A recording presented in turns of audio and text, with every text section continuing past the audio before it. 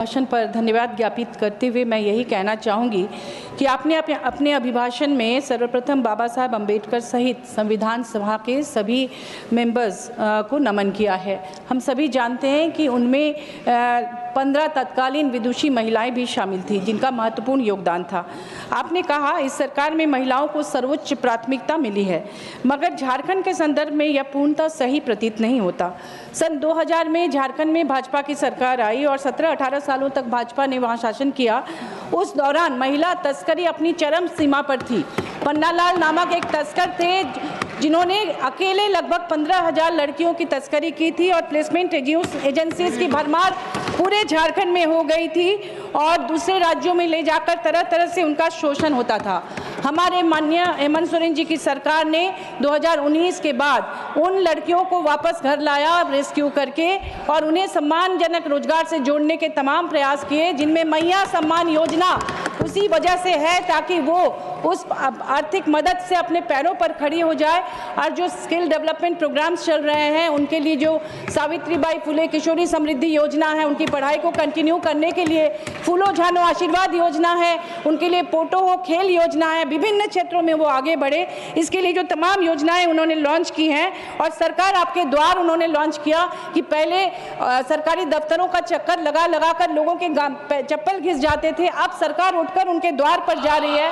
हर प्रखंड में जाकर, हर पंचायत में जाकर वहाँ कैंप कर रही है और उनकी समस्याओं का समाधान कर रही है। लाखों एप्लीकेशंस आ रहे हैं, उन पर उसका निष्पादन तत्काल हमारी सरकार कर रही है। कुटीर उद्योग लग रहे हैं, ट्रैफिकिंग की समस्या अब लगभग खत्म हो चुकी है। आपने कहा इस सरकार में महिलाओं को सर्वोच्च प्राथमिकता मिली है, मगर सच तो यह है कि महिला हिंसा में अस्वाभाविक रूप से वृद्धि हुई है। हिंसा पीड़ित महिलाओं के लिए जो वन स्टॉप क्राइसिस सेंटर पूरे देश में बनाए गए हैं, आप जानते हैं कि उनकी कितनी भयावह स्थिति है। अभी हाल में मैंने एक वर्कशॉप अटेंड किया था, वहाँ काम करने वाली महिलाओं के साथ उन्होंने बताया कि इंफ्रास्ट्रक्चर की भारी कमी है, वहाँ स्टाफ नहीं है, मानदेय के पैसे बहुत लेट से मिलते हैं, कोई सुविधा नहीं है, वाहन की सुविधा नहीं है, वो कैसे न्याय करेंगे महिलाओं के साथ। तो ये जो निर्भया फंड में 1000 करोड़ की राशि हर साल इकट्ठा होता है, उसका प्रॉपर डिस्ट्रीब्यूशन क्यों नहीं होता ऐसे सेंटर्स के लिए? आप सीसीटीवी कैमरा हर जगह क्यों नहीं लगाते हैं जहां महिलाएं असुरक्षित हैं? बस स्टॉप में, रेलवे स्टेशन में, जहां वर्किंग हॉस्टल्स हैं और वर्किंग गर्ल्स के जहां स्कूल कॉलेज है, वहां अगर आप पूरे देश में जाल बिछा दें, नेटवर्क उसका पूरा हो जाए उन इलाकों में उस पैसे से सीसीटीवी कैमरा का, तो मुझे लगता है निश्चित रूप से महिला हिंसा में कमी आएगी। तीसरी बात, जिन महिला पुलिसकर्मियों को महिलाओं की सुरक्षा के लिए लगाया गया है, उनकी सुविधा के बारे में आपने कभी सोचा है? उनके लिए बैरक नहीं है कई जगह। वो पुलिसकर्मी, पुरुष पुलिसकर्मी के साथ कई बार रात गुजारने के लिए बाध्य होती हैं।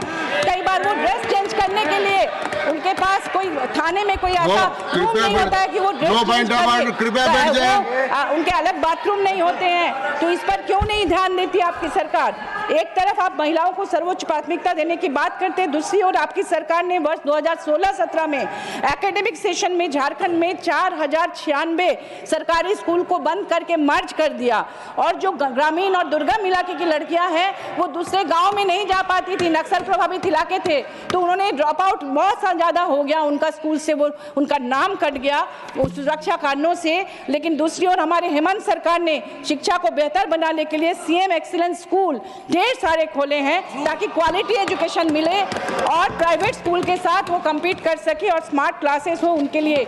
मानव तस्करी बंद करने के लिए हमारी सरकार ने इतने सारे कदम उठाए। साथ ही उन्होंने हेमंत सोरेन जी ने मरंग Gomke Jaipal Singh Munda overseas scholarship scheme आरंभ किया। आपको पता होगा कि 50 प्रतिभाशाली ट्राइबल लड़कियों को वहाँ पर लड़कों को भेजा जाता है लंदन स्कूल ऑफ इकोनॉमिक्स में सरकारी खर्चे पर, यूनिवर्सिटी ऑफ ससेक्स में, यूनिवर्सिटी ऑफ वॉरविक में, यूनिवर्सिटी कॉलेज ऑफ लंदन में, university of London school of oriental and African studies और कई यूनिवर्सिटीज़ में, ताकि वो भी पढ़कर समकक्ष हो सके प्राइवेट स्कूल में पढ़ने वाले बच्चों के साथ। आपने कहा कि आपकी सरकार परमाणु ऊर्जा का विस्तार करने पर तेजी से काम कर रही है।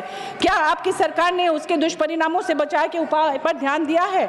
झारखंड में जादूगोड़ा माइंस में जहां पर डंप करके पत्थरों को रखा जाता है, यूरेनियम वाले पत्थर को, आप जानते होंगे कि अगर आप परमाणु ऊर्जा बढ़ाते हैं तो आपको यूरेनियम की जरूरत है। उसमें जब बारिश का पानी आता है वो बहकर वहाँ लोकल गारो नदी में जाती है और वहाँ से स्वर्णरेखा नदी होते हुए बे ऑफ बंगाल तक जाती है और कितने लोगों को वो बीमार करती है।